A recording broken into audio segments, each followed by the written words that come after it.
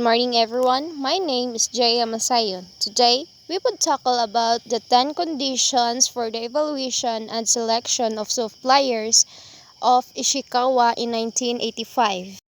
So, the first 10 conditions for the evaluation and selection is the supplier knows the management philosophy of the organization. So, the supplier can align their own practices and offerings the company's culture and expectations, increasing the likelihood of a successful partnership.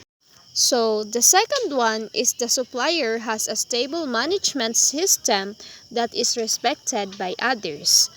So, this statement indicates that the supplier has a well-regarded reputation for their management practices. The third one is the supplier maintains high technical standards and has the capability of dealing with future technological innovations. So this statement indicates that the supplier is highly skilled and capable of providing technological advanced solutions. The fourth one is the supplier can supply precisely those raw materials and parts required by the purchasers, and those supplied meet the quality specifications. The fifth one is the supplier has the capability to meet the amount of the production or can attain that capability. The next one is there is no danger of supplier breaching corporate trade secret. So this statement indicates that the supplier is committed to protecting the interests of the corporation they are working with and can be trusted to holding sensitive information responsibly. The next one is the price is right and the delivery dates can be met. So the supplier is also easily accessible in terms of transportation and communication. The next one is the supplier is sincere in implementing the contract provisions. Next is the supplier has an effective quality system and improvement program. The last one is the supplier has a track record of customer satisfactions and organization's credibility.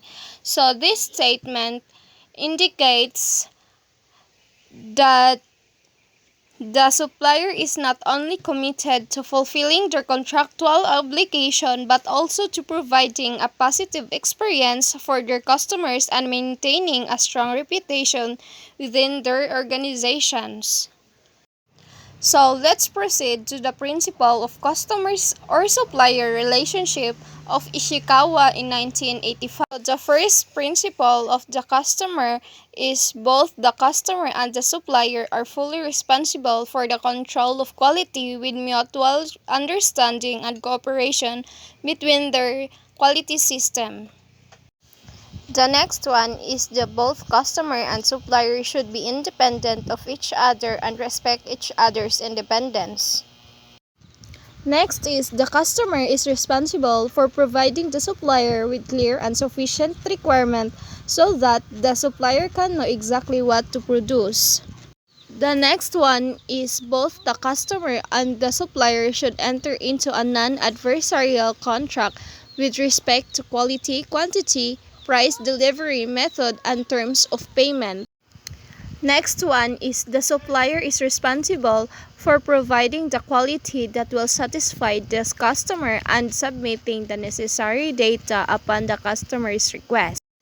Next one is both the customer and the supplier should decide the method to evaluate the quality of the product and services to the satisfaction of both parties.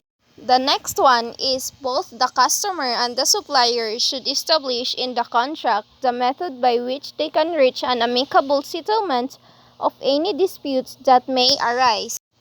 Next is both the customer and the supplier should continuously exchange information that will improve the product or service quality. The next one is both the customer and supplier should perform business activities such as procurement, production and inventory planning, clerical work, and systems so that an amicable and satisfactory relationship is maintained. The last one is both the customer and supplier when dealing the business transaction should always have the best interest of the end user in mind.